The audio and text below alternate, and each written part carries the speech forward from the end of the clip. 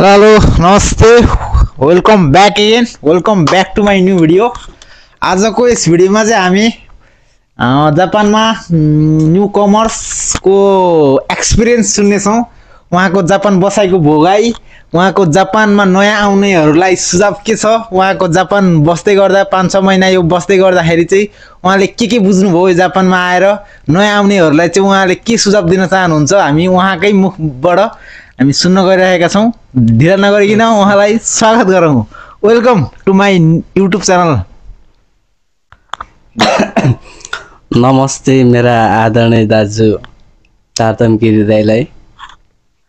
खासमा कुरा के हो भन्दाखेरि दाइले भन्नुभयो होइन, अहिलेसम्म के कस्तो चलिरहेको त जापानको लागि भन्नुभयो होइन।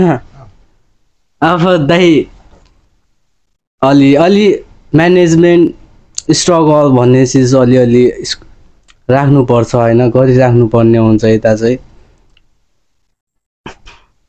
अब लगभग डेली युजेज हुने खानेकुरादेखि होइन, अनि फी गएको फी, कलेज फी, अनि घर पठाउनु पर्यो, दिनमा आएपछि ब्याज स्याज यताउतिको लागि भने पठाउनु पर्यो है दाइ। अनि यता चाहिँ काम के कति कमाइन्छ भन्छन् होइन दाइ।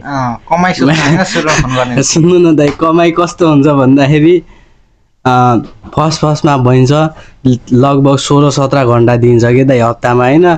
3-4 दिन काम हुन्छ, हप्ताको घन्टाको चाहिँ 1100, 1080 त्यस्तै पैसा हुन्छ होइन।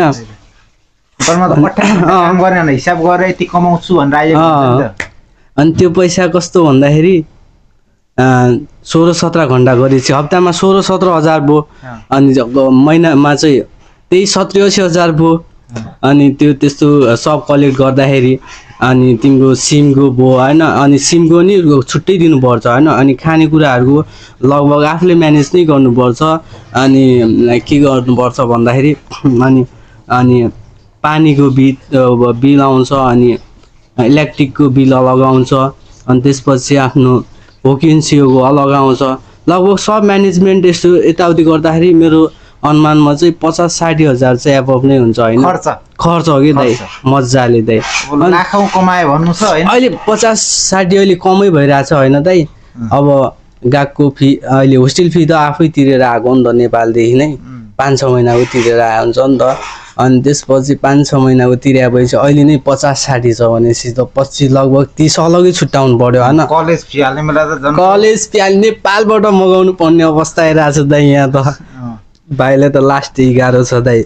अब नयाँ आउँदै हुनुहुन्छ, मेरो भिडियो चाहिँ एकदमै नयाँ आउनेहरूले अप्ले इन्टेकमा अब अरू इन्टेकमा आउनेले हेर्दै हुनुहुन्छ, उहाँहरूलाई चाहिँ आउनु अगाडि चाहिँ के एउटा केही सुझाव सजेस्ट केही छ, के तयारी गरेर आउँदा हुन्छ, त्यो यहाँ आएपछि मेन्टल्ली पनि अलि फिजिकल्ली सबै रूपमा सहज हुनको लागि चाहिँ के तयारी गरेर आउँदा चाहिँ, के सोचेर आउँदा चाहिँ ठिक होला जस्तो लाग्छ?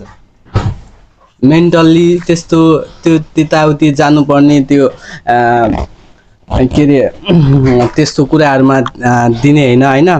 आफूले स्ट्रगल गर्नुपर्छ, आफूले गर्नुपर्ने हुन्छ, सब कुराको म्यानेज गर्नुपर्ने हुन्छ। आत्तिनु हुन्न होइन, फर्स्टमा कामसाम पाएन यताउति भएर भन्ने आत्तिने भएन होइन। अनि सब कुरा बिस्तारै हुन्छ, सेटअप हुने फर्स्ट अफ अल चाहिँ। अनि त्यसपछि बिस्तारै हुन्छ। के हो रुलहरू रेगुलेसन के यताउति हेर्नुपर्छ। अनि दायाँ बायाँ कोही के यताउति कार्ड यस्तो हुने हुन्छ, अफरहरू दिइराखेका हुन्छन्, त्यो चाहिँ हेर्नुपर्ने हुन्छ।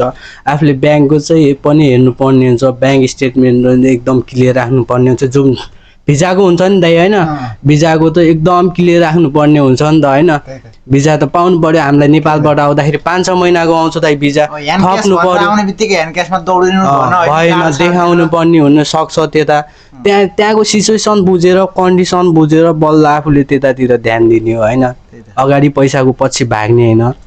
म चाहिँ त्यही भन्छु, बिस्तारै कमाइन्छ। फर्स्ट अफ अल आफूले यता कसरी जोगिने, हाउ टु लिभ भन्ने होइन दाइ, एडप्ट कसरी हुने भन्ने चाहिँ त्यो थिङ्किङ हुनुपर्छ होइन दाइ। अनि त्यसपछि बिस्तारै बुझिन्छ कि अहिले कहाँ कसैले के बुझिहाल्छ र होइन। फर्स्ट अफ अल आत्तिनु भएन होइन, घर पैसा पठाउला भन्ने सोचले चाहिँ नआउँदा हुन्छ। किनकि हामी चाहिँ रिउगारको चाहिँ हो होइन। अब यता आएर हामी चाहिँ अब पढ्ने भनेर आयो होइन। अब जे गरे नि स्टुडेन्ट लाइफ चाहिँ अलि स्ट्रगल नै हुन्छ, अलि हेभी टाइपको नै हुन्छ।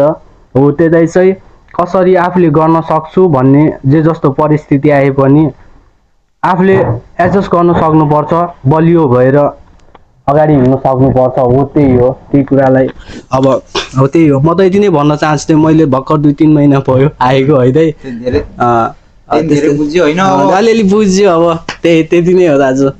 ठिक छ। अब आउनेहरूले अब धेरै कमाउँछु एकैचोटि जापान आएर धनी आज आएको 1 वर्षमा यति कमाएर अर्को वर्षमा नेपाल गएर घर किन्छु, गाडी किन्छु, यताउति सपना देखेर चाहिँ नआउँदा हुन्छ होइन।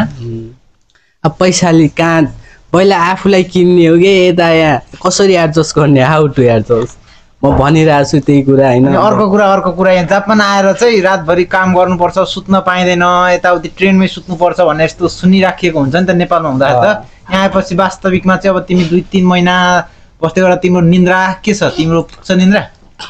पुगिरहेको हुन्न दाइ। त्यो कुराहरू चाहिँ आफूले एडजस्ट गर्नुपर्ने हुन्छ होइन। टाइम म्यानेजमेन्ट भन्ने कुरा के हो भन्दाखेरि है दाइ, अब हप्तामा 5 दिन चाहिँ स्कुल हुन्छ है, अनि हप्तामा 5 दिन स्कुल भइसकेपछि अनि तिम्रो केही नभए नि 28 घन्टा हुन्छ आरोबाइतो चाहिँ काम चाहिँ। अब तिमीले काम चाहिँ तिमीलाई 28 मा 28 घन्टा त दिँदैन, लगभग तिमीलाई ज्यादामा ज्यादा 26-25 घन्टा दिन्छ।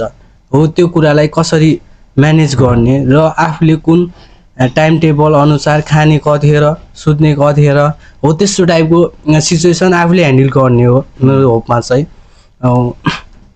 अनि त्यस्तै अनि अनुसारको अलिअलि पैसा नपुग्यो नि अलिअलि घर ब्याज स्याज पठाउनु पर्यो यताउतिको लागि भने चाहिँ ह्यान्ड क्यास गर्न चाहन्छु भने चाहिँ ज्यादा होइन त्यही हप्तामा 2 दिन 3 दिन ज्यादामा ज्यादा 3 दिन 2 दिन गरी हो त्यति गऱ्यो भने राम्रै हुन्छ, ब्याज स्याज पठाउन सकिन्छ भन्ने कुरा हो। त्यस्तै छ। तपाईलाई स्वागत छ, आउनु न पहिला है, स्वागत छ। सबैले स्ट्रगल गरेको र एउटाले भनेर सुनाएको त्यो कहानी नै अलग हुन्छ है दाजु। के छ अनि अरू कुरा भन्नुपर्ने के मैले सोध्न छुटाएको केही भन्छु भन्ने लागेको इन्टरभ्यूमा यसो भन्दा हुन्छ 2-3 महिना भयो एडजस्ट गरेर आए त।